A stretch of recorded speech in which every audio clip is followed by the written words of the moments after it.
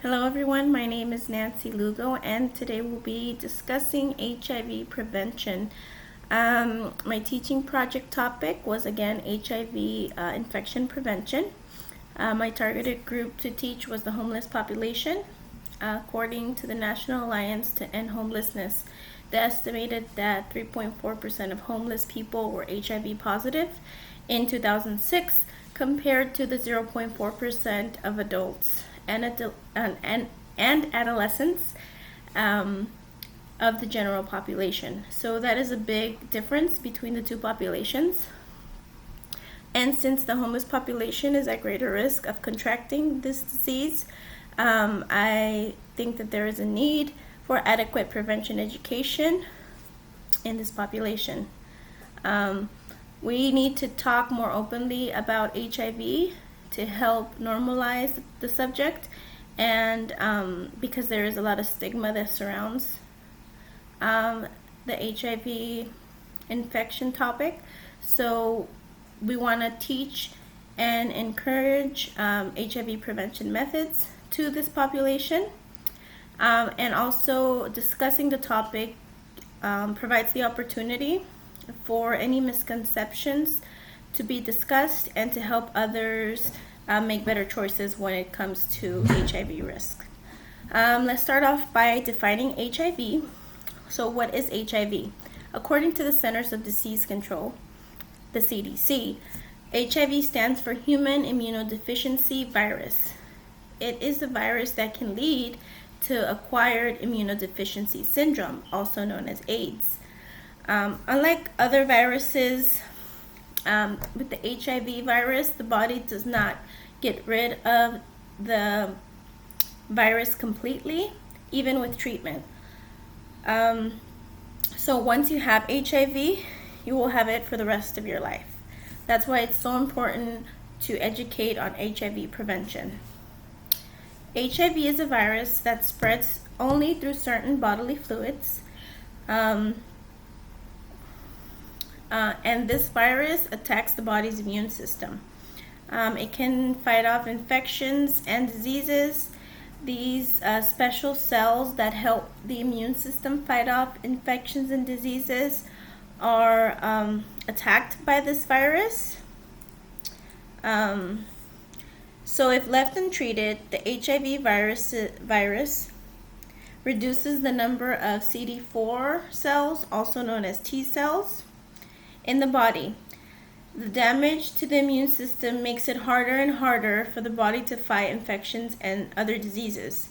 Therefore, opportunistic infections or other cancers take advantage of the weak immune system and signal the person to a advanced HIV infection and progresses to AIDS.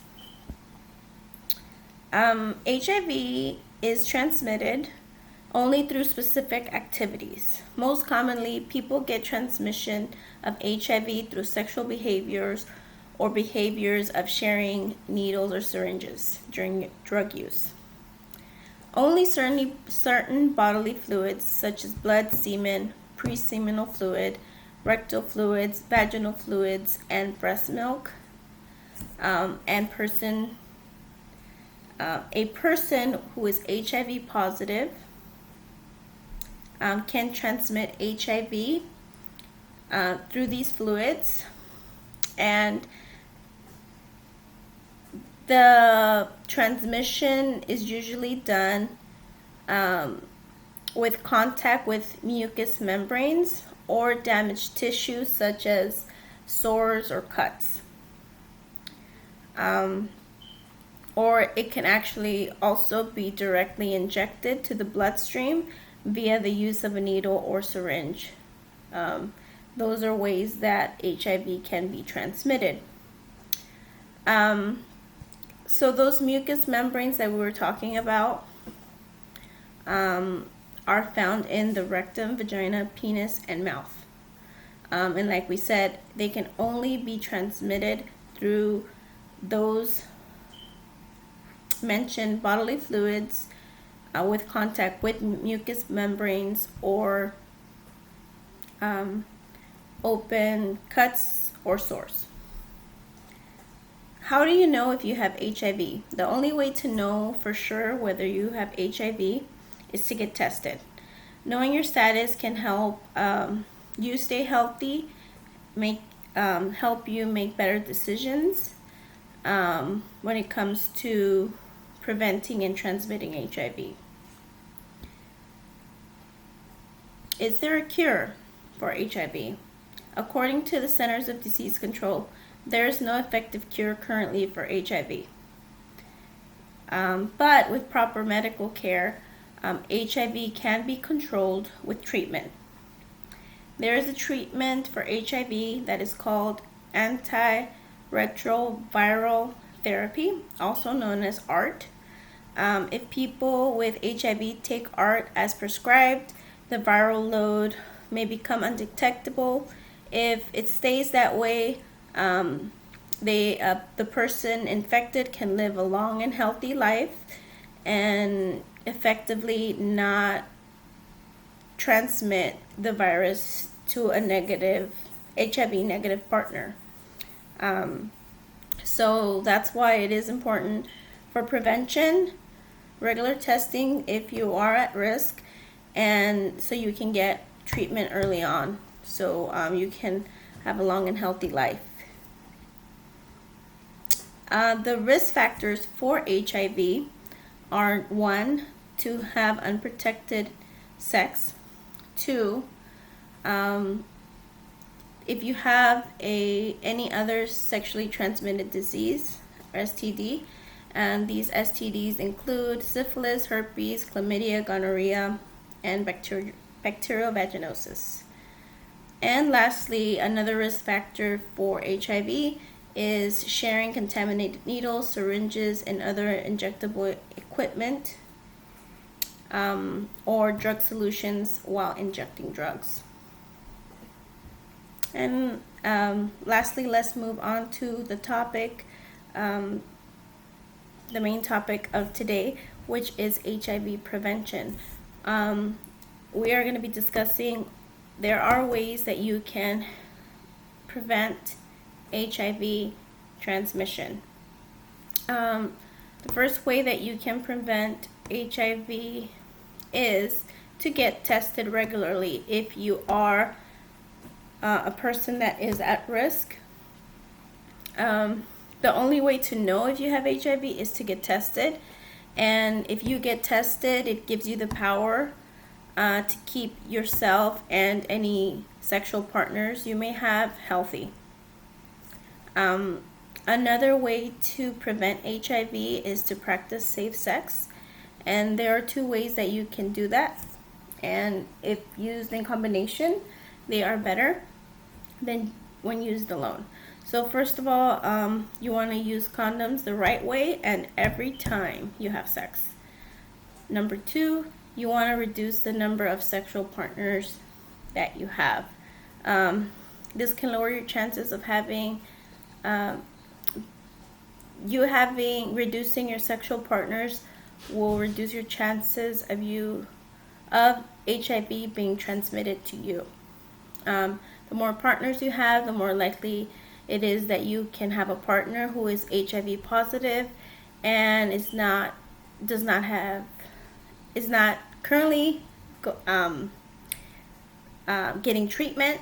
Therefore, the viral load is not low, and they can actually transmit it to you. So by reducing the number of partners you have, you reduce those chances, and you actually can know their HIV status.